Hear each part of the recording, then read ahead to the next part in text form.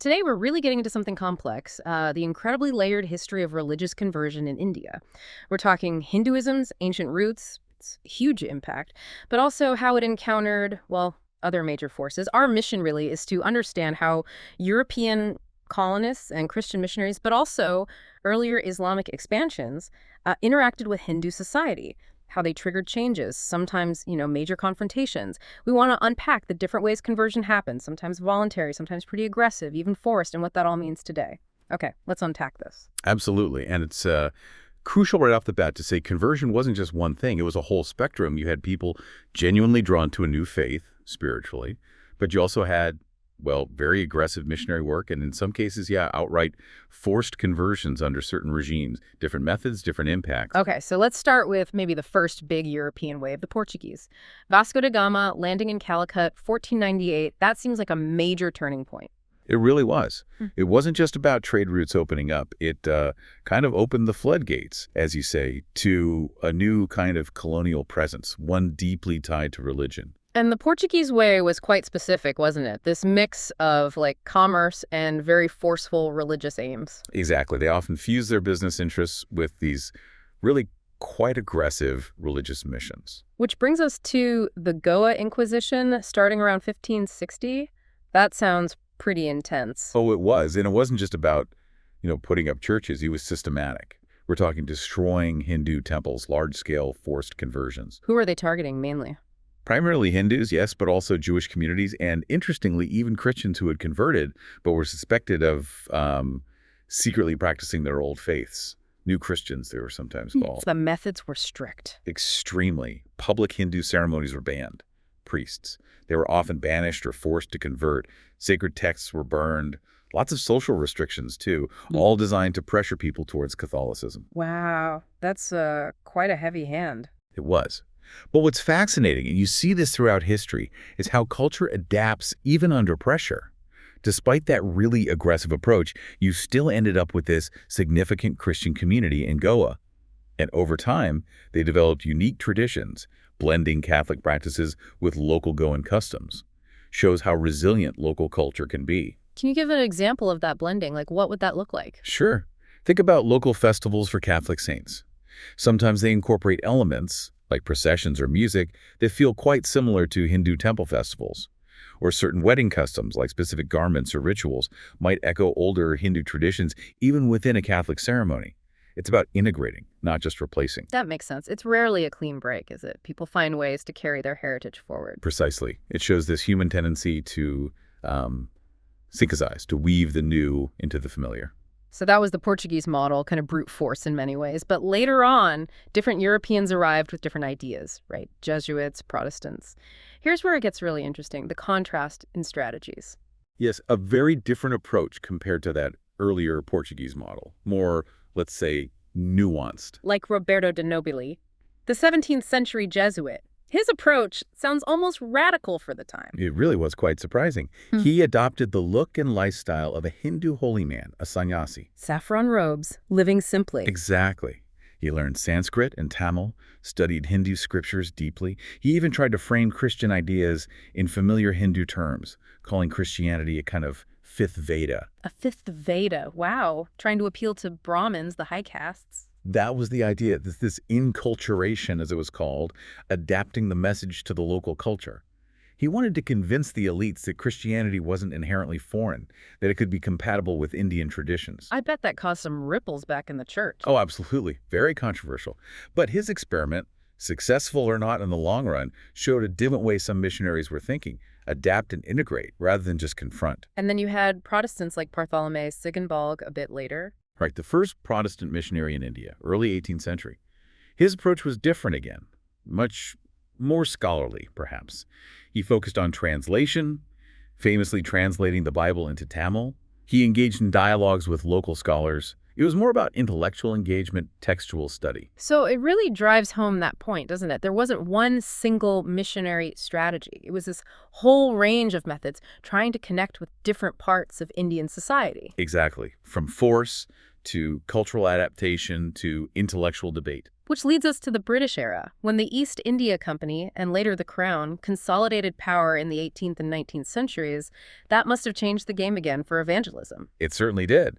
Now, you had missionaries often operating with much more direct, or at least indirect, backing from the colonial state. They received more institutional support, sometimes legal advantages. Like the Caste Disabilities Removal Act of 1850. That sounds significant. Very significant. Essentially, it meant that if someone converted, say, from Hinduism to Christianity, they wouldn't automatically lose their inheritance rights to ancestral property, which was often a consequence under traditional caste rules. Ah, so it removed a major practical obstacle, a disincentive to converting. Precisely. It was a legal change with huge social implications. Yeah. Imagine you're from a lower caste. Converting might mean social ostracization. But this law protected at least your property rights within the family. Right. And alongside things like that, you had the big evangelical societies setting up infrastructure, schools, hospitals, orphanages. Where Christian teachings were part of the deal, presumably? Often, yes. Education or healthcare came alongside religious instruction. These services were genuinely needed and beneficial for many, but they were also seen by parts of Indian society as tools for conversion, ways to lure people away. And how is this perceived overall by Indian society as disruptive? Definitely.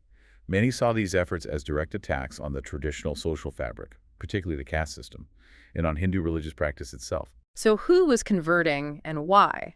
Was it mainly about belief, or were other factors driving it? That's a crucial question.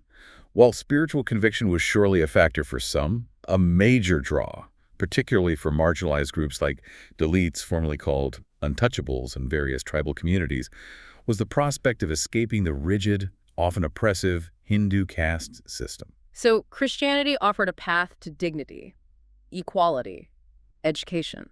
That was the promise, and often the reality, at least to some extent. Access to education through mission schools, healthcare, a sense of community where caste distinctions were supposedly erased, though that wasn't always perfectly achieved in practice. Right. The implementation might not always match the ideal. Exactly. But the possibility of social upliftment, of being treated with basic human dignity, was a powerful motivator for communities who felt denied that within the existing hierarchy. It raises that big question about motivation, spiritual versus social. And often, they were probably intertwined. But this focus on social equality as a factor in conversion, that wasn't something that started with the Europeans. Ah, good point. We need to wind the clock back further, before the Portuguese even arrived, to the influence of Islam. Yes, a much earlier and very profound influence, starting maybe as early as the 7th century with Arab traders, and then more significantly with the establishment of the Delhi Sultanate and later the Mughal Empire. Now, with Islamic rule, were conversions mainly forced during conquests, or was there more to it? There were definitely instances of forced conversion, particularly during some military campaigns and under certain rulers. That's undeniable historical fact. But arguably, a more lasting and pervasive influence came not from the sword, but from the Sufis. The mystics. Yes, the Sufi saints. Figures like Khwaja Moinuddin Chishti in Ajmer or Nizamuddin Aulia in Delhi. These weren't rulers. They were spiritual teachers, poets, mystics. And what was their appeal? How did they attract followers? A big part of it was their message. It was often very inclusive, emphasizing love, devotion, direct experience of the divine. Crucially, many Sufis actively rejected caste distinctions. Their spiritual centers, the khanqahs, weren't just places of worship. They were community hubs. They offered food, shelter, spiritual guidance, a sense of belonging to anyone, regardless of their prior faith or social standing. So for someone on the lower rungs of the Hindu caste system, that must have seemed revolutionary. Absolutely. Imagine the appeal of a place where you'd be welcomed, fed, treated as an equal, listen to beautiful poetry and music about divine love.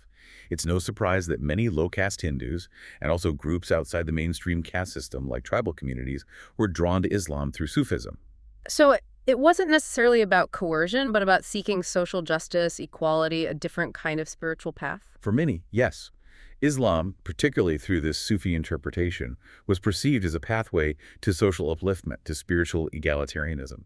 It offered an alternative to a very hierarchical system. And that influence is still very visible today, right? The cultural blending, the architecture. Absolutely. It became deeply woven into the fabric of Indian society over centuries, a much longer and perhaps more organic integration than the later colonial encounters. Okay, so let's bring this right up to the present day. Because the issue of conversion in India, it's still incredibly sensitive, isn't it? It fuels political debates, identity politics. Very much so. It's a live wire. Historical narratives about past conversions constantly feed into contemporary anxieties and political maneuvering. We saw that with the Hadia case in Kerala a few years back. Could you remind us what happened there? Right. Hadia was a young woman born Hindu who converted to Islam and then married a Muslim man. Her family objected, and the case went all the way up to the courts. It became a huge national controversy, largely framed by some conservative Hindu groups through the lens of love jihad. That's the allegation, right? That Muslim men deliberately target Hindu women for conversion through marriage. Yes, that's the claim. It's a highly contentious and politically charged accusation. In Hadia's case, she consistently stated that her conversion and marriage were her own free choices. And the Supreme Court eventually upheld her right to choose. It did. The court affirmed her autonomy, her religious freedom, and her right to marry whom she chose. But the whole saga really highlighted these deep-seated societal anxieties about interreligious marriage, conversion, and perceived threats to Hindu identity. And we also see things like the Garwapsi campaigns. What are those about? Garwapsi means homecoming. These are organized efforts, usually by right-wing Hindu nationalist groups, aimed at bringing people who are currently Christian or Muslim back into the fold of Hinduism. The argument they use is that these individuals' ancestors were originally Hindu and were converted, perhaps coercively or deceptively in the past. So it's framed as a reconversion, a correction of historical wrongs. That's the framing, yes. They often involve public ceremonies, purification rituals, quite visible displays. And how is this viewed more broadly? Well, it's deeply divisive. Critics see it as undermining India's constitutional guarantee of secularism and freedom of religion. They argue it can be coercive in its own way and reflects a kind of Hindu majoritarianism. While proponents would argue they're simply facilitating a return to ancestral roots and countering what they see as centuries of predatory proselytization by other faiths. It really shows how the history we've been discussing isn't just history, is it? It's actively shaping today's social and political landscape. Absolutely. These contemporary events are, in many ways, echoes or continuations of those much older interactions and tensions. The legacy is very much alive. So given all these challenges, the Portuguese Inquisition, British evangelism, the appeal of Islam, modern controversies, how has Hinduism itself navigated all this? It's clearly shown remarkable resilience. It really has. And part of that resilience, I think, comes from some of its inherent characteristics. Yeah. Its pluralism, its ability to absorb and adapt, but also, crucially, through active internal reform. You mean movements within Hinduism responding to these external pressures? Exactly. Particularly in the 19th century, facing critiques from Christian missionaries and the colonial state, you saw the rise of influential Hindu reform movements and leaders. People like Swami Dayananda Saraswati, who founded the Arya Samaj, or Swami Vivekananda. They sought to, in a sense, reformulate and modernize Hinduism. How so? What were they changing or emphasizing? Well, the Arya Samaj, for instance, pushed for a return to what they saw as the purer teaching of the Vedas, emphasizing monotheism, rejecting idol worship and rigid caste practices by birth. They also actively promoted education. And significantly, the Arya Samaj championed Shuddhi purification rituals. Ah, purification. Is that related to the Garwapsi idea? It's a precursor, absolutely. Shuddhi provided a formal mechanism for individuals or groups who had converted out of Hinduism, or whose ancestors had, to be ritually purified and reaccepted into the Hindu community. It directly addressed the social barriers and perceived pollution associated with leaving and returning. So it was a way to counteract conversions to bring people back? Yes, and also to address some of the internal social issues, like untouchability, that made people vulnerable to conversion in the first place. Vivekananda, in a different way, projected Hinduism onto the world stage as a universal, tolerant faith, boosting confidence and intellectual self-respect. So these weren't just defensive reactions, they were also about internal change and renewal. Precisely. They aimed to strengthen Hinduism from within, address social ills, promote education, and create a more unified conscious Hindu identity, partly in response to these external encounters. It sounds like the very act of interacting with these other faiths, even in conflict, spurred Hinduism to evolve. I think that's a key takeaway. As the scholar Manu S. Pillai puts it, and his book Gods, Guns, and Missionaries touches on these encounters, while often fraught, arguably strengthen Hinduism in some ways, forcing it to define itself, reform itself, and adapt. It's a living tradition, not static. So, wrapping this up, it's clear the story of religious conversion involving Hinduism, Islam, and Christianity in India is anything but simple. It's not just a story of victimhood or defeat for any one group. Not at all. It's incredibly multifaceted. Yeah, it's a story of conflict, definitely, but also negotiation, resistance, adaptation, blending. You see the brute force of the Portuguese, the subtle persuasion of someone like de Nobili, the institutional power behind the British, the spiritual pull of the Sufis. All these different forces leaving their mark, reshaping the religious landscape over centuries. And creating this incredibly complex mosaic of belief and identity that India grapple with today. Those historical layers are still right there under the surface of contemporary debates about faith, freedom, national identity. They really are. It leaves you thinking, doesn't it? How societies and belief systems don't just change from within, but are profoundly shaped by encountering the other, however challenging that encounter might be. What does that ongoing process mean for who we are, especially in a world that's only getting more diverse? Something to ponder.